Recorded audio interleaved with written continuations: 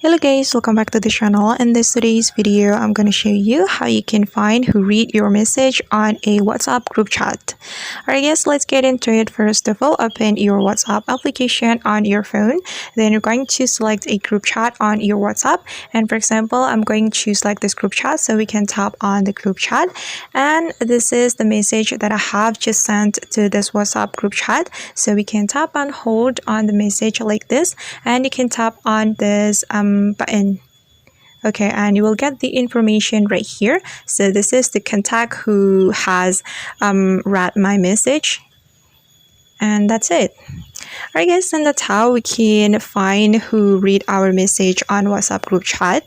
I hope this tutorial will be useful for you. Thank you so much for watching. If you found this tutorial useful, don't forget to hit the like button, leave your comments, and also subscribe to this channel. See you on the next video.